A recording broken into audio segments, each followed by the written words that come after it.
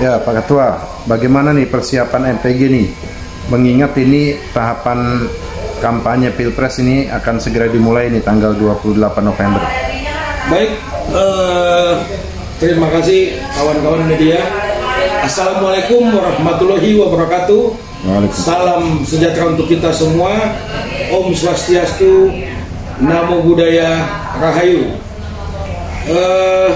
Saya Ketua Umum Masyarakat Pendukung Ganjar dalam menghadapi waktu masa kampanye yang sudah tidak lama lagi, yang kita tahu jadwal kampanye akan dimulai tanggal 28 November mendatang. Jadi kalau hitungan hari ya sekitar 20-an hari lagi lah. Nah, jadi sebelum jauh-jauh hari, saya setelah acara silaturahmi kemarin memang sudah menginstruksikan kepada seluruh jajaran pengurus, baik pengurus struktural yang ada di provinsi sebanyak 27 provinsi dan di 173 kabupaten kota, di mana pengurus tersebut adalah pengurus struktur yang lengkap. Jadi instruksi saya supaya memapping nama-nama para anggota, di mana lokasi rencana TPS ke depan. Nah, jadi sudah sistematis seperti itu. Kita sudah bersiap-siap. Artinya kita akan menghimpun kekuatan real MPG, kekuatan real pengurus MPG yang tersebar di 27 provinsi dan di 170 kabupaten kota. Nah, pengurus ini kalau gambaran saya di satu kabupaten kota saja ada 25 pengurus. Sedangkan di provinsi bisa sampai 30 sampai 40 pengurus. Nah, artinya bisa ribuan. Itu belum termasuk istrinya, atau belum termasuk suaminya, atau belum termasuk anaknya yang sudah ber-KTP. Nah, artinya itu saya Ketua Umum lagi menunggu ini. Lagi menunggu dalam 1 minggu ini data-data dari secara detail dari para pengurus DPW maupun DPD kabupaten kota. Nah, pertama itu. Nah, yang kedua, kemarin saya juga sudah dapat link dari pemutakhiran data dari TKRPP, tim koordinasi relawan. Nah, jadi saya sudah mengecek memang link tersebut, memang sudah banyak relawan dari MPG ini sudah banyak masuk di data TKRPP, baik itu tingkat kabupaten maupun tingkat provinsi. Kabupaten kota dan provinsi sudah banyak ada di data TKRPP. Nah, cuman saya sudah menghitung itu masih belum lengkap dengan data yang kami punya.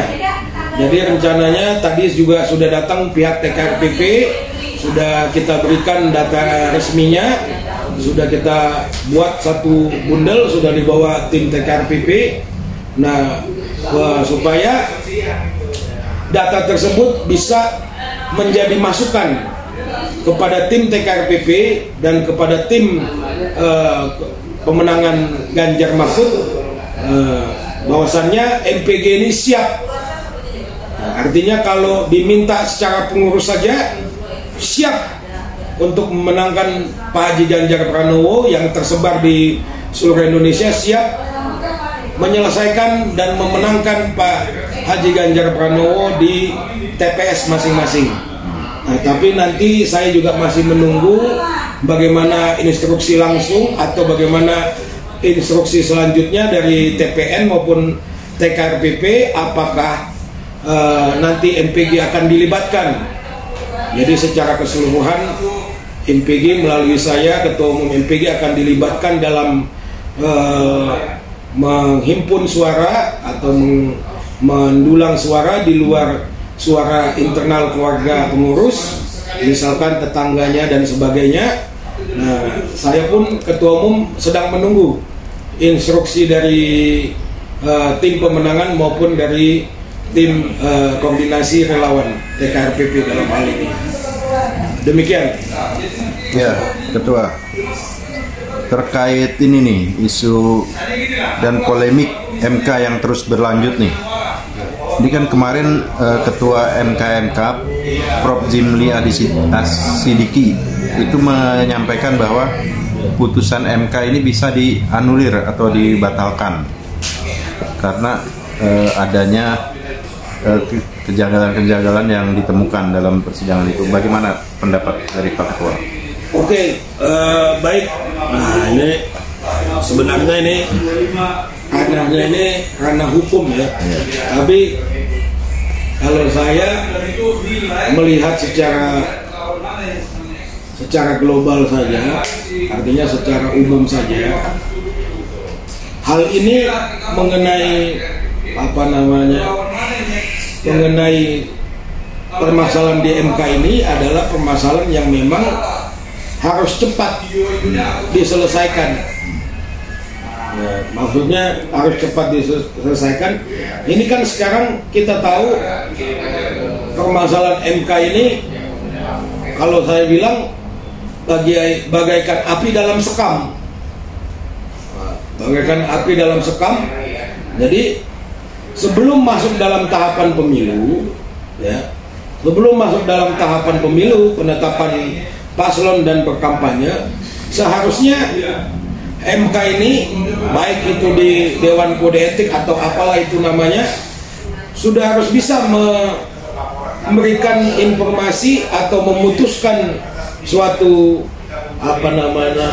suatu keputusan yang bisa menenangkan masyarakat. Jadi maksud saya, kalau memang ada pelanggaran kode etik, ya MK harus berani mengatakan putusan tersebut dianulir dengan dasar ini, kan begitu.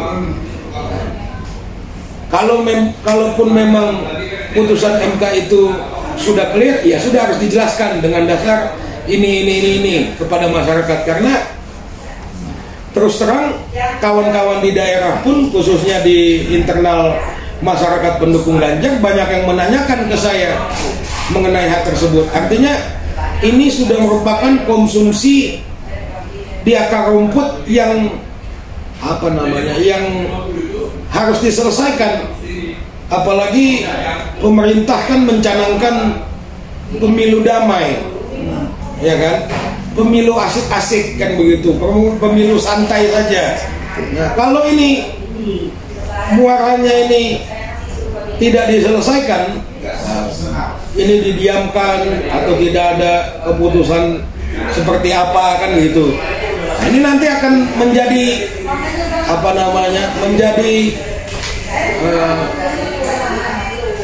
menjadi batu sandungan. Batu sandungan, ya, menjadi batu sandungan ke depannya. Kenapa saya bilang batu sandungan? Nanti kita kan akan menghadapi penghitungan suara, kan begitu. Nah, kalau misalkan kelompok A, kelompok B tidak tidak senang terhadap putusan, ya kan? Akhirnya kan jalurnya itu kan ke MK lagi kan? Jalurnya ke MK lagi. Nah, ini kan di depan ini sudah ada polemik yang belum diselesaikan secara clear. Nanti kalau jalur MK lagi terjadi, nanti keputusannya berat sebelah lagi atau bagaimana, terjadi perbedaan pandangan, ya, akhirnya bisa apa yang dinamakan pemilu damai itu yang tidak akan terwujud, ya kan? Kita kan mengharapkan pemilu damai. Jadi sebelum masuk dalam kompetisi, ya lebih baik pihak-pihak yang berwenang ini menyelesaikan ini. Saya nggak paham apakah ini mungkin ada di yudikatif ya, artinya di MK. MK ini kan punya aturan ya, kode etik apa segala macam, saya kurang paham lah. Tapi ya tolong hal-hal seperti ini segera diselesaikan. jangan sampai menjadi api dalam sekam, di mana pemerintah kan juga selalu bergeming pemilu damai, pemilu yang asik-asik. Ya bagaimana bisa asik? Ini aja belum selesai. Iya kan? Kan pasti ada kelompok-kelompok yang sudah antipati karena ini tidak selesai. Nggak percaya saya sama MK, atau saya ini itu ini. Nah ini kalau nggak diselesaikan ya harusnya gentle. MK ini harus berani tampil, panggil media, buka apa adanya. Kalau memang melanggar dan perlu dibatalkan, batalkan. Rakyat ada di belakang. Selama tidak melanggar konstitusi, selama on the track, saya yakinkan rakyat akan ada di belakang siapapun yang benar. Misalkan MK benar dalam memutuskan membatalkan ini, ya selama aturannya benar, ya saya yakin rakyat akan mendukung. Demikian juga begitu. Kalau memang menganggap putusan MK kemarin sudah benar, ya argumenkan mengenai apa yang diajukan oleh penggugat ini, mengenai di MK ini.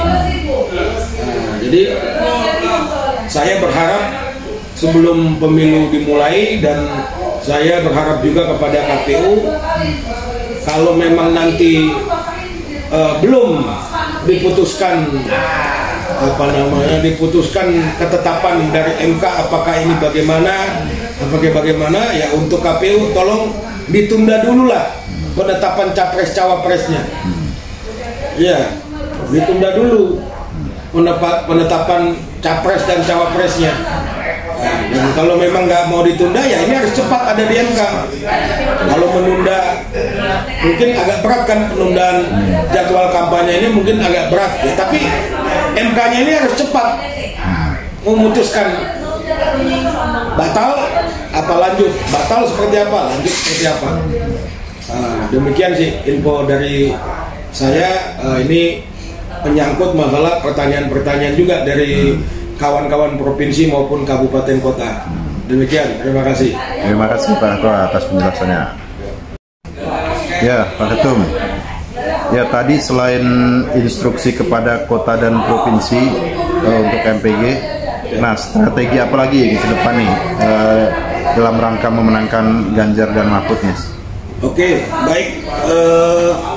Jadi selain instruksi yang tadi saya sebutkan, kebetulan ada beberapa ketua provinsi Jawa Timur dan ketua provinsi Sulawesi Utara menghubungi saya tadi siang.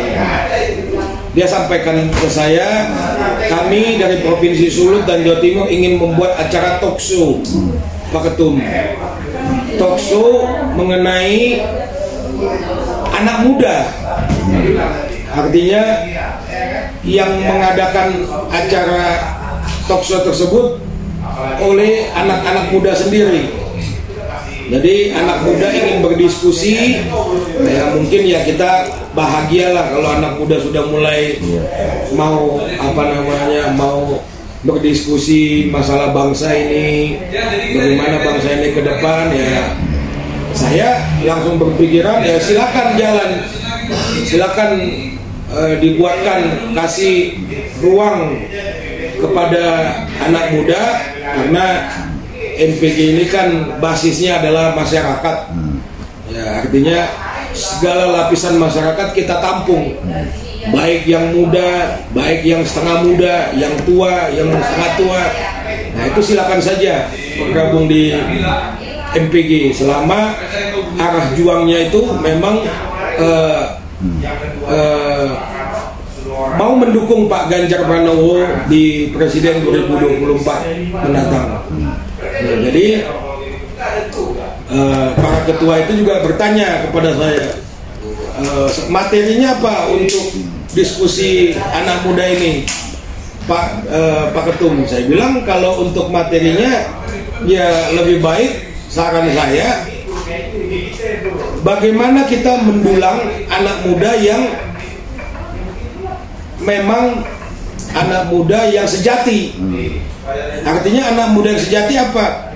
kalau bisa kita dapatkan anak muda itu yang from zero to hero, dari nothing menjadi something, ya kan?